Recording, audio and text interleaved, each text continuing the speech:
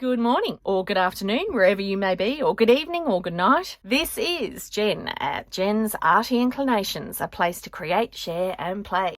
I've discovered that while I'm junk journaling, a lot of it is like a creative practice, and I think it helps us in all of our art, and it's a great place to also display all of our art. So I thought, what a fun, easy, beginner-friendly way to do creative exercises, improve our artistic confidence, and, refine your personal style, or find it if you haven't found it already. So I hope you'll join me, and, we'll just play about weekly-ish. Hello everyone. Today we're going to play with closures. So these are wraparound pieces that you can use to close your journals. Aren't they cool? Now, what I've done is, it's been inspired by other things I've seen people do with elastics. And so this is kind of what I came up with. It was a postcard and I threaded a sari ribbon through it, just using a couple of eyelets. And I backed it on a bit of fabric, I popped a little label on it, and voila, you can just wrap it around your journal and tie a ribbon. So I'm doing a couple of different versions of this today where I'm going to actually sew them. And then I'm also going to show you a couple of different ones at the end that you can use. One that's a little bit like a belt and another one that is using elastic and a button.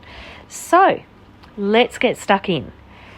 First of all, I'm using these little printed digis, and all of my embellishments are just printed digis as well. That is a piece of card and I have glued around just some fabric. And then this strip of fabric, I am using that as my tie on this one because I think that goes beautifully with both the picture and the actual green. I really love those colours together. I think they're gorgeous. So that's sort of what that one's going to look like. But first, let me show you what I mean when I say I wrapped it around. So I just had a bit of packaging and then I simply grabbed a little bit of cloth and I glued down one side and then I glued down the other side. Now, the end on the outside, I made it as close to the edge as I could. Because I'm going to be sewing around them, I just wanted it to catch that edge as well, just to stop it lifting up. So yeah, wrapping it in fabric this time instead of just backing it. So, bit of fun, just something a little bit different to the first one. So here you can see how I do it. Just gluing down that strip there. I'm doing it very roughly. I'm not making sure it goes right to the edge. I'm just doing it to hold it because, as I say, I will be sewing it. But you could just glue this down. You could hand sew it if you don't have a machine. You could even add some tape to your first piece and then glue your second piece around. I'd probably suggest using a fabric glue, although because it's a really lovely raw cotton this, and so it really did glue beautifully and I didn't get any show through. It's the sort of cotton that you use for quilting, and it was just some fat yards, I think they call them. So I actually found it quite cool. I found it impossible, however, to cut a straight line. I should have just frayed the edges. However, it did end up looking fine. So this one, I decided to use that really lovely little iris picture. It's like a botanical picture. And I thought this would look really nice with this gorgeous wide cream lace. And I think that the wider one will actually sit on the front of the book better. So the way that I measured it was I tied a bow in the end, roughly the bow to roughly the size that I would probably have it, and then I used that to help me measure the length of the lace. So there are no specific measurements. I am measuring to what I have, and you're going to have to do that with this. So you're going to have to decide how big or small you want your card on the front, and you're going to have to decide if you want to just tie it or do a bow. It is fairly easy to work out. Just use your actual book to measure against. All right, next I decided I'd just roughly guess where my my rectangles would sit on the actual tie, and then I glued down the tie, and then I also glued down the little picture so that I would be able to sew through all of it. Again, not getting too fussed or fancy with the glue. I'm just putting enough to hold it. I don't want so much that, it's going to go through. Now, I cannot believe how gorgeous this lace is. Isn't it beautiful? I am loving the way that I can use all my lace in junk journals. Am I the only one who just collects stuff that, you don't really know why you collect it, you just like it, and then suddenly junk journals has helped you find a place for it? Well, yeah, lace is one of those things. Beads is another. Like, I have mountains and mountains of beads and buttons, and a bit of an obsession. But we all have to have our vices, don't we? So, collections, definitely mine. Now, it's funny, I glued this down, and looking back at it, I'm sure I did it the right way, but I don't know what I did. I must have turned my card upside down the other way round or something like that, because when I sewed it all, and there it is all sewn up, and I just did, wonky sewing, I realised I had the short side opposite to what I wanted it, which is fine because you can still just tie a bow at the spine. And actually, that could be quite nice. There's no reason that I have to have my bow on the open edge. So, I could have left it like that. I decided, however, that I would tie the bow on the right. So I simply cut it off one end and sewed it onto the other end, and it adds a little bit more rusticness to it now. Plus, I could then make one side nicely longer than the other so that I could do that single bow, because I really do like that as a tie-off. I mean, I like bows, but I really like single bows or single loops, because, I really like asymmetric things. I think that they look kind of cool. They stay out of the way a little bit better.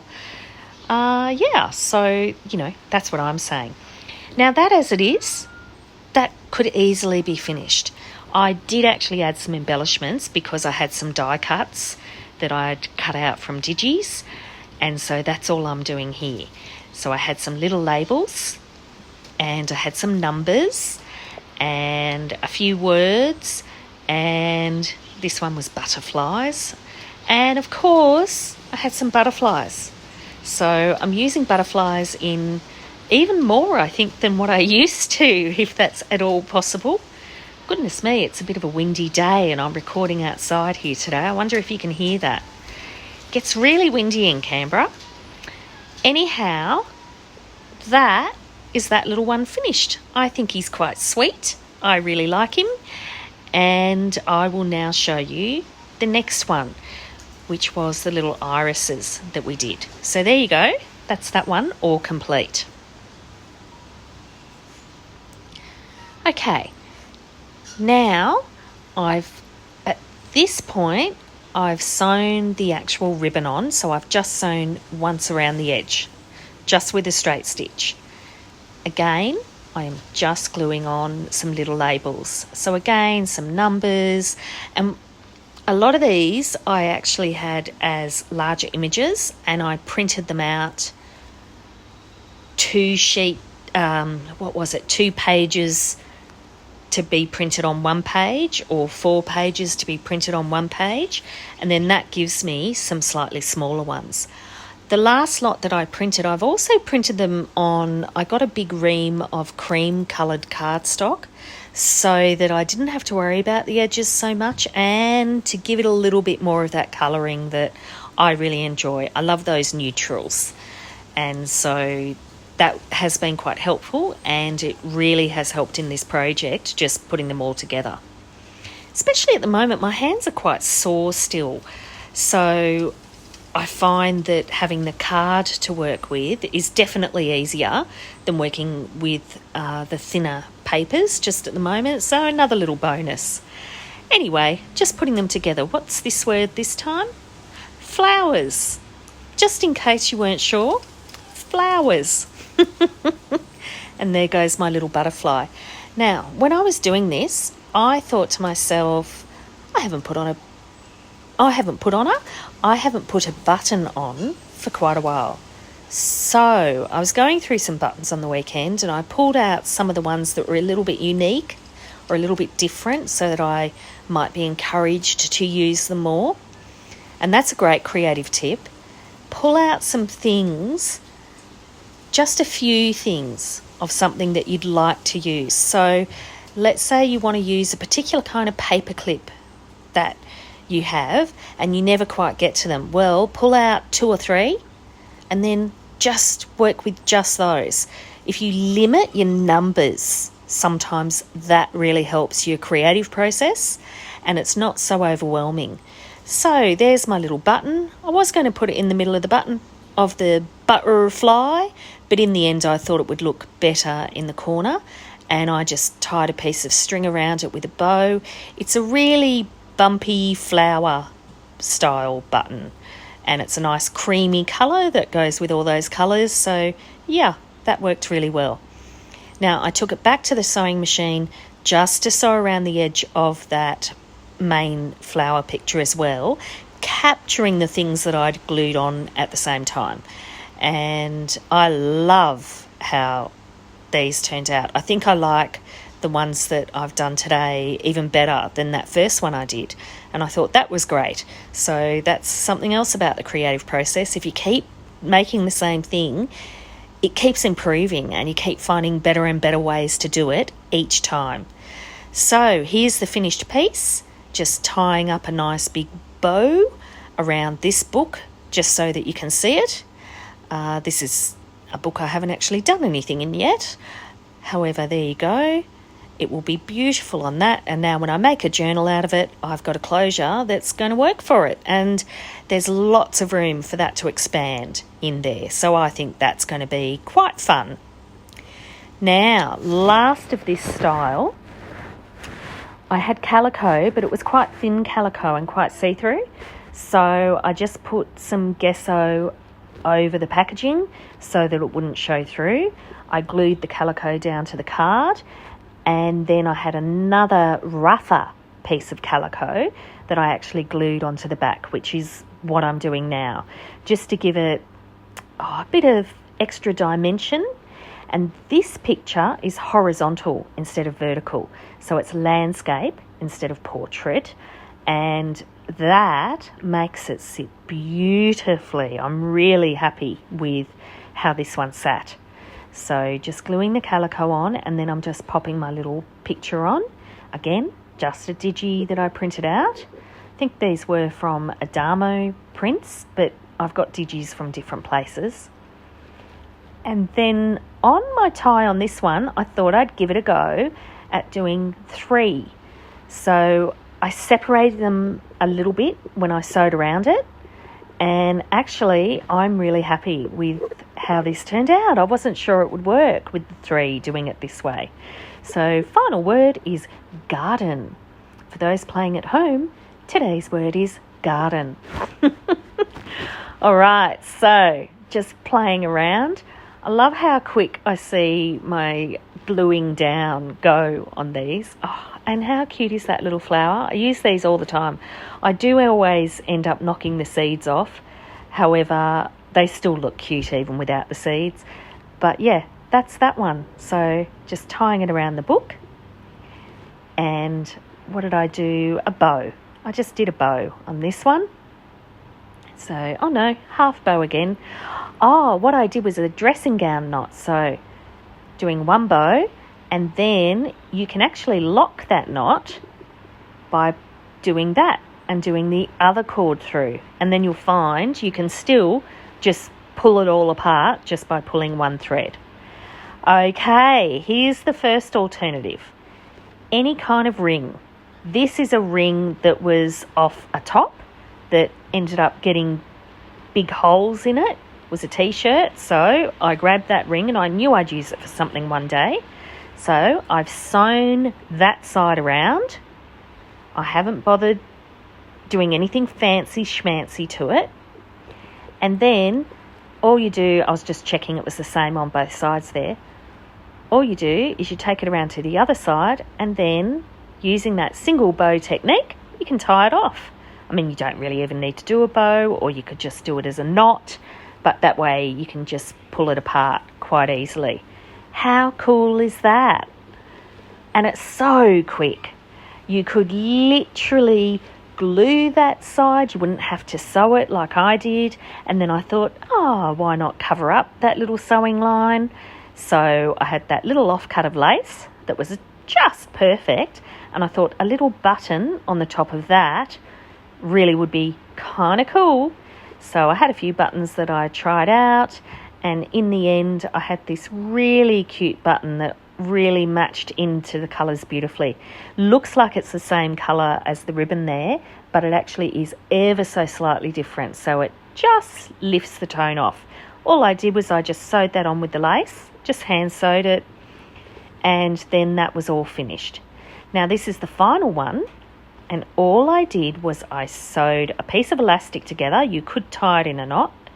Now this elastic, I did coffee dye it. It is nylon, but I coffee dyed it. I popped it in 3 times, and then I let it dry without rinsing on the last time, and I got that lovely colour. So I'm actually incredibly happy with how that turned out. And it's not like it's going to get wet. And then as you can see, I threaded it through a button, and then the elastic just threads over the button. So that gives heaps of room for the book to expand. You can, change how you put your elastic. You can separate it like that. I reckon these are so good, so easy. You could make a dozen. So here they all are, and you can have a look at all of them again. I decided that this particular one just needed a different colour book, so I grabbed one of the other journals that I've done some work in, and I put it on that. And I am really surprised how cute that is. I think that's such an unusual closure, but so clever. And if you had 2 rings, you could actually tie that off like a belt. There's the elastic one. Again, really, really easy. So just showing you both sides, and you can see how they sit around very nicely. So that's the first 2, which was actually the last 2 that we did. There was the first one we did together, and there's the second one we did together with that gorgeous lace in it.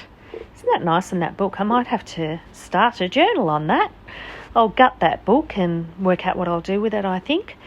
Then the next one was that little landscape one. And I'm thrilled with how that turned out. I'm really surprised with how well that turned out. So you can imagine the covers aren't done there. That's just blank covers. So, you could even get away with not decorating your covers, or you could put these over decorated covers. Like imagine them over a shabby chic journal or a quilted one or something like that. And then there was the prototype, the first one that you could just do eyelets and just thread the ribbon through, and make it even easier not having to get out the sewing machine.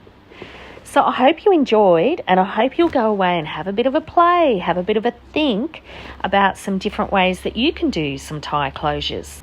Take care, everyone.